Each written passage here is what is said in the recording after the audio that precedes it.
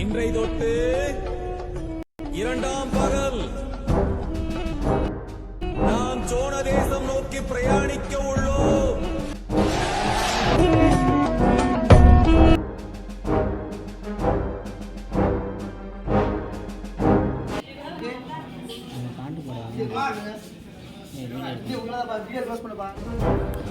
கேரளா அந்தகன் மண்டபம் நுழைவாயில் பழைய நந்தி.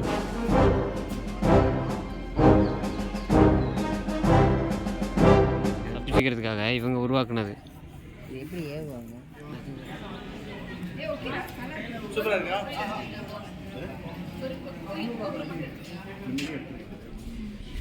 ராஜகணபதியா இது வந்து சுற்று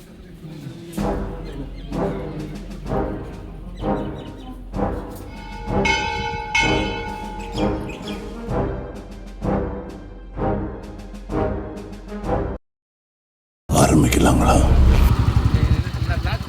ஆமாம்.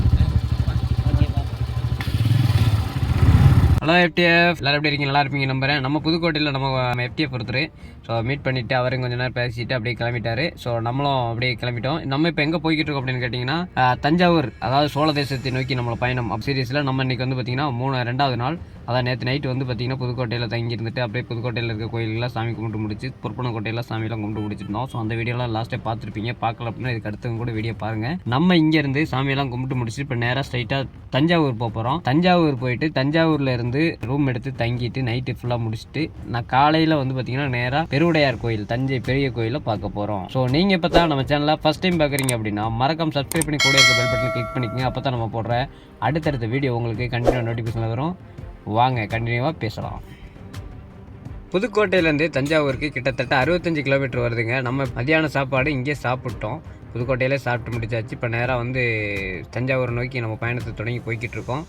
நேராக இப்போ தஞ்சாவூர் போகிறதுக்கு நமக்கு டைம் வந்து பார்த்திங்கன்னா கிட்டத்தட்ட எப்படி ஈவினிங் ஆயிரும். எவ்வளோ நேரம் ஆகும்னு சொல்ல முடியாது. ஸோ இருட்டுனாலும் இருட்டுறதுக்கு வாய்ப்பு இருக்குது. ஏன்னு கேட்டிங்கன்னா நம்ம பொறுமையாக போகிறோம்.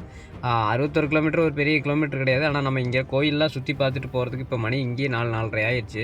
ஸோ நம்ம இங்கேருந்து நம்ம போய் அங்கே ரீச் ஆகிறதுக்கு எப்படின்னு பார்த்திங்கன்னா நைட்டு இருட்டிரும்னு தான் நினைக்கிறேன். சரி, எந்த நேரமானாலும் இன்றைக்கி போய் ஸ்டே ஆகிட்டு காலையில் வந்து தஞ்சாவூரில் இருக்கக்கூடிய தஞ்சை பெருவுடையார் கோயில் மட்டும் இல்லாமல் இன்னும் 2-3 இடங்களும் பார்த்துட்டு அப்படியே நாளைக்கு பொள்ளாச்சி போகணும் அப்படிங்கிறத பிளானில் வச்சுருக்கோம். ஸோ நமக்கு 3 நாள் தான் பிளான் போட்டிருந்த ட்ரிப்பு. ஸோ 3 நாள் கம்ப்ளீட் ஆக போகுது. ஸோ அதனால் இன்றைக்கி 2 நாள் கம்ப்ளீட் ஆகிடுச்சு. ஆக்சுவலாக இன்றைக்கி தான் 2வது நாள். நாளைக்கு ஒரு நாள் மட்டும்தான் இருக்குது. ஸோ காலையில் இருந்துச்சுன்னா எவ்வளோ இடங்களை கவர் பண்ண முடியுமோ அவ்வளோ இடங்களும் கவர் பண்ணிட்டு நம்ம ஈவினிங்கு கிளம்பி ஆகணும். ஸோ ஈவினிங் கிளம்பி நைட்டுக்குள்ளே நம்ம பொள்ளாச்சி போய் ஆகணும். ஸோ அப்படிங்கிற ஒரு சிச்சுவேஷனில் அப்படியே போய்கிட்டு இருக்கோம். சரி, வாங்க எந்தெந்த இடங்கள்லாம் போய் பார்க்குறோம், எவ்வளோ கவர் பண்ணுறோம் அப்படிங்கிறதெல்லாம் பார்த்துக்கலாம்.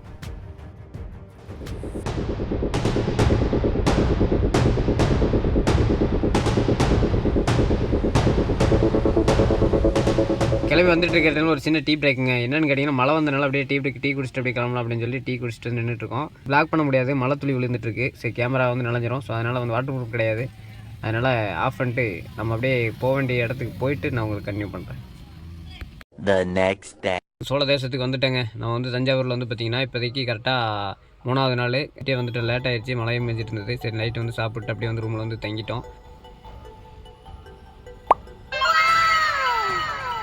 கொஞ்சம் டயர்டாகிடுச்சு அப்படின்னு சொல்லி வந்து தூங்கிட்டோம்.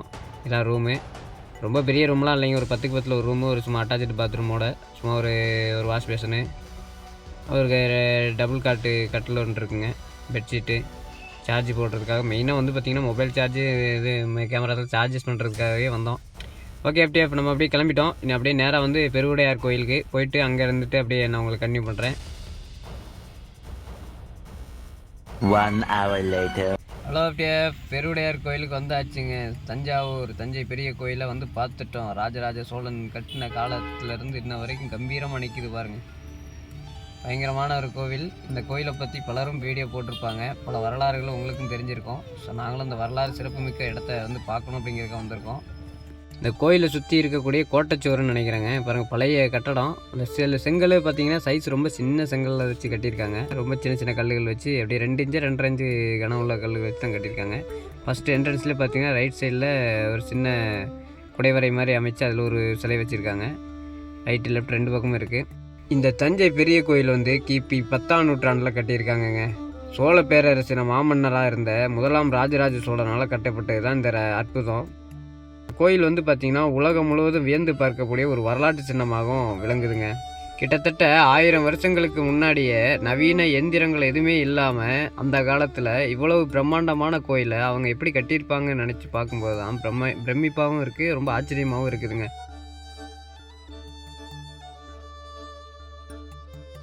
ஒரு பிரம்மாண்டமான நுழைவாயிலுங்க. இந்த நுழைவாயிலுக்கு பேர் வந்து ராஜராஜன் நுழைவாயில் அப்படின்னு சொல்கிறாங்க. ஏன்னா இந்த கோயிலை கட்டின ராஜராஜனுக்கு பெருமைப்படுத்தும் விதமாக கட்டியிருக்காங்க. 2 பக்கமும் துவார பாலகர்கள் அப்படின்னு சொல்லுவாங்கள்ல, அந்த மாதிரி 2 சிலைகளை வந்து கற்கள்லேயே செதுக்கியிருக்காங்க. நல்லா இருந்துச்சு, பிரம்மாண்டமாக இருக்குது தூரத்துலேருந்து பார்க்குறதுக்கு. தமிழர்களோட கட்டடக்கலையை தெரிஞ்சுக்கணும் அப்படின்னா இதுவும் ஒரு சான்றிதழ் தான். ஏன்னா பாருங்கள், கல்வெட்டெல்லாம் வச்சுருக்காங்க பாருங்கள். ஆர்காலஜி டிபார்ட்மெண்ட்டால் survey of India, archaeology survey of India அப்படின்னு சொல்கிறவங்க இந்த இதுக்கு வச்சுருக்காங்க. ஸ்கேன் பண்ணோம்னா இந்த கோயில், இந்த இடத்த பற்றின எல்லாம் தெரிஞ்சுக்கலாம். இது வந்து பார்த்திங்கன்னா சிவகங்கை கோட்டையோடு சேர்ந்தது தான் இந்த கோயில் அப்படிங்கிற மாதிரி சொல்கிறாங்க. அந்த ஃப்ரேமை பாருங்கள் தலை, சும்மா அற்புதமாக இருக்குது இந்த கோயில். இந்த காட்சியை நம்ம நேரடியாக பார்க்கணும் அப்படின்னு தான் இங்கே இவ்வளோ தூரம் கஷ்டப்பட்டு வந்திருக்கோம். தஞ்சை பெருவுடையார் கோயிலில் ஆஞ்சநேயருக்குன்னு ஒரு சந்நிதி இருக்குங்க. ஆஞ்சநேயரை கல் சிலையில் வடிவமைச்சிருக்காங்க. அற்புதமான ஒரு சிலை வடிவம். அதுலேயே வந்து கிரில் வச்சு அப்படியே விளக்கெல்லாம் பற்றி வச்சுருக்காங்க.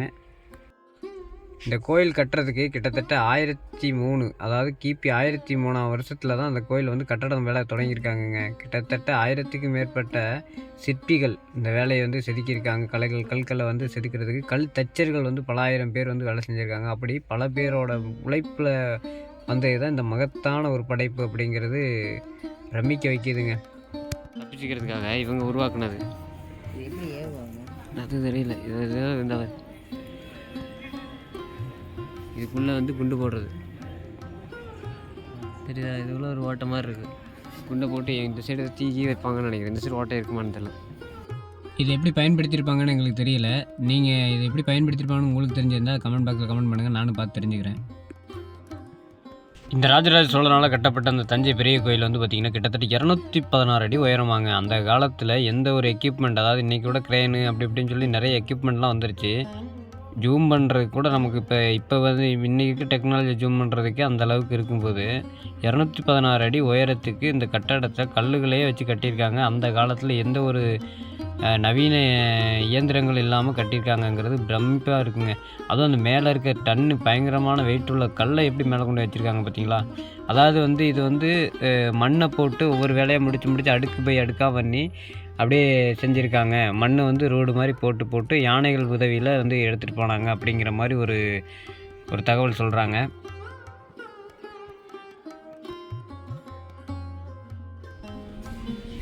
ராஜகணபதியா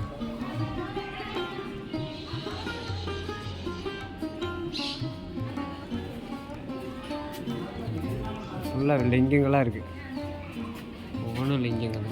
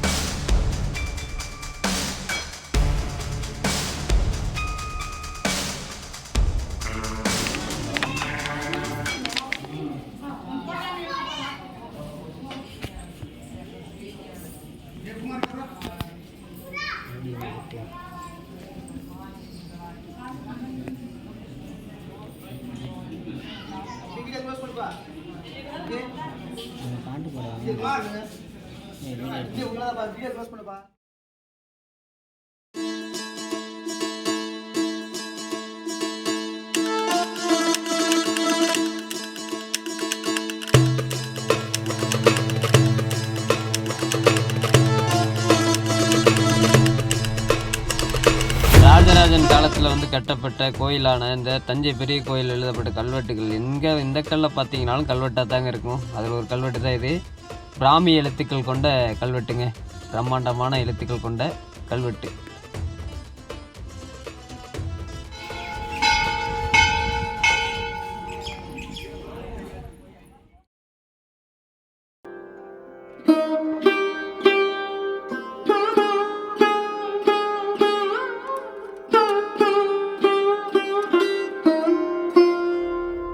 பழங்காலத்து பெயிண்டிங்லாம் இருக்குதுங்க, பயங்கரமாக இருக்குது பார்த்தீங்களா. இந்த பெயிண்டிங்க்குன்னு தனி வரலாறு இருக்குங்க, தனி கலை இருக்குது. இந்த பெயிண்டிங்க்கு மட்டுமே ஒரு கதை இருக்குது. ஸோ அதெல்லாம் வந்து பார்த்திங்கன்னா நீங்கள் நிறைய பேர் சொல்லி கேள்விப்பட்டிருப்பீங்க. நானும் அதை பார்த்து அவங்க சொல்லி தான் நானே கேள்விப்பட்டிருக்கேன். இந்த பிரம்மாண்டமான கோயிலை பார்த்து ரசிச்சுக்கிட்டு இந்த கோயிலை விட்டு வெளியே போகிறதுக்கு மனசு வர மாட்டேங்குது. சரி, இருந்தாலும் நம்ம நீ அடுத்து இந்த தஞ்சாவூரில் இன்னும் பல இடங்களுக்கு போக வேண்டிய இருக்குது அப்படிங்கிறனால இந்த வீடியோ இங்கே என் பண்ணிக்கலாம். இந்த வீடியோ உங்களுக்கு பிடிச்சிருக்கு நம்புறேன். பிடிச்சிருந்தா இந்த வீடியோக்கு லைக் ஒன்று கொடுத்துருங்க. நம்ம சேனலை சப்ஸ்கிரைப் பண்ணாதவங்க மறக்காம சப்ஸ்கிரைப் பண்ணி கூட இருக்க பெல் பட்டனை கிளிக் பண்ணிக்கங்க. அப்போ தான் நம்ம போகிற அடுத்த வீடியோ உங்களுக்கு கண்டிப்பாக நோட்டிஃபிகேஷன் வரும். இன்னொரு இன்ட்ரெஸ்டிங்கான வீடியோவில் சந்திக்கலாம். அது வரைக்கும் உங்களிடமிருந்து விடைபெறுகிறேன். தேங்க்ஸ் ஃபார் வாட்சிங். பாய் எஃப்டிஆர்.